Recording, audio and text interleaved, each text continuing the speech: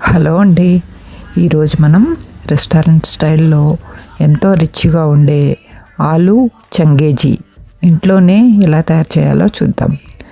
దీనికోసం ముందుగా ఒక 3 పెద్ద బంగాళాదుంపలను తీసుకొని పైన తొక్క తీసేయాలి.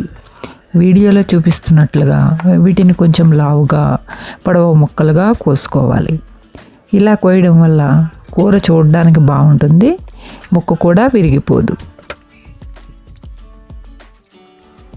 క్లీన్ చేసిన ఈ ఆలు ముక్కలను ఒక బౌల్లో తీసుకొని అందులో 1/2 చెంచా పసుపు, 1 చెంచా కారం, రుచికి సరిపడా ఉప్పు మరియు 1 చెంచా అల్లం వెల్లుల్లి పేస్ట్ వేయాలి. ఈ మసాలాలన్నీ ముక్కలకు పట్టేలాగా బాగా కలపాలి. ఇలా చేయడం వల్ల బంగాళాదుంప లోపల వరకు ఉప్పు కారం వెళ్ళి రుచి అద్భుతంగా ఉంటుంది. తరువాత ఒక పెద్ద ఉల్లిపాయను తీసుకొని సన్నగా పొడవుగా కోసుకోవాలి. వీటిని చేత్తో ఇలా విడదీస్తే వేయించేటప్పుడు సమానంగా వేగుతాయి. గ్రేవీ చిక్కగా రావడానికి ఈ ఉల్లిపాయలే కీలకం.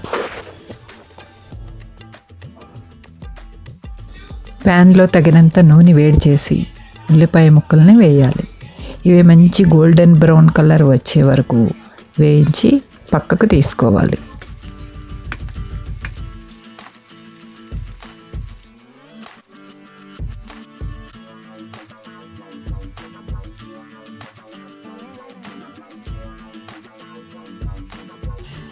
ఇప్పుడు ఒక మిక్సీ జార్లో ఈ వేయించిన ఉల్లిపాయలు, 10 జీడిపప్పులు మరియు 2 పెద్ద చెంచాల పెరుగు వేసి మెత్తని పేస్ట్లా గ్రైండ్ చేసుకోవాలి. ఇదే మన కూరకు మంచి క్రీమీ టెక్స్చర్ని ఇస్తుంది. ఇప్పుడు అదే నూనెలో మనం మసాలా పట్టించి ఉంచిన బంగాళాదుంపల ముక్కలను వేయాలి. మంటను మీడియం ఫ్లేమ్లో ఉంచి ముక్కలు 80% ఉడికి పైన క్రిస్పీ అయ్యే వరకు వేయించి ఒక ప్లేట్లోకి తీసుకోవాలి. అదే ప్యాన్లో కొంచెం నూనె ఉంచి అందులో బిర్యానీ ఆకు, లవంగాలు, యాలకులు, దాల్చిన చెక్క వేసి మంచి వాసన వచ్చే వరకు వేయించాలి. ఇప్పుడు 2 టమాటాల ప్యూరీని వేసి పచ్చివాసన పోయే వరకు ఉడికించాలి.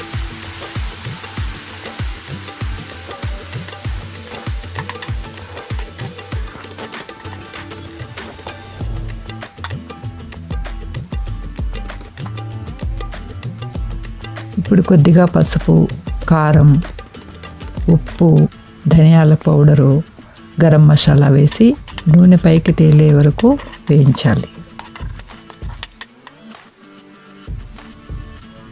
మసాలా వేగాక మనం ముందుగా చేసి పెట్టుకున్న ఉల్లిపాయ, జీడిపప్పు పేస్ట్ను ఇందులో వేయాలి. జీడిపప్పు పేస్ట్ వేయగానే అడుగంటకుండా బాగా కలుపుతూ ఉండాలి. ఇప్పుడు వేయించిన బంగాళాదుంప ముక్కలను ఇందులో వేసి మసాలా అంతా ముక్కలకు పట్టేలాగా కలపాలి.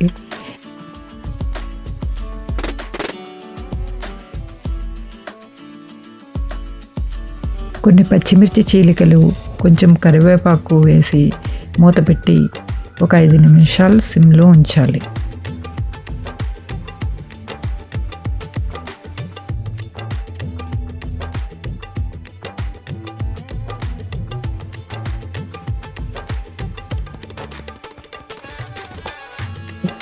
తగినంత నీరు పోసి రుచి చూసి ఉప్పుని అడ్జస్ట్ చేసుకోవాలి.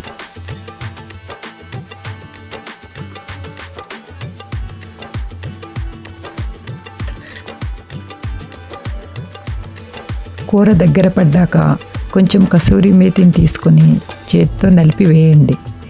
అంతే, చివరగా కొత్తిమీర చల్లుకుంటే ఎంతో రుచికరమైన ఘుమఘుమలాడే ఆలు చంగేజీ సిద్ధం.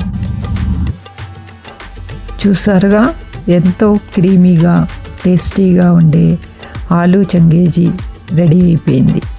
ఈ కర్రీ వేడివేడి రుమాలి రోటీ, నాన్, కుల్చా లేదా పుల్కాల్లోకి అద్భుతంగా ఉంటుంది. అంతేకాదు, బిర్యానీ లేదా జీరా రైస్తో తిన్నా దీని రుచి వేరే లెవెల్లో ఉంటుంది. ఈ రెసిపీ మీకు నచ్చినట్లయితే తప్పకుండా లైక్ చేయండి. మీ ఫ్రెండ్స్ మరియు ఫ్యామిలీకి షేర్ చేయండి. మరిన్ని ఇలాంటి టేస్టీ మరియు సింపుల్ రెసిపీస్ కోసం మన ఛానల్ని ఇప్పుడే సబ్స్క్రైబ్ చేసుకోండి. పక్కనే ఉన్న గంట సింబల్ని నొక్కడం మర్చిపోవద్దు. మళ్ళీ మరో మంచి వంటకంతో కలుద్దాం. Thank you for watching.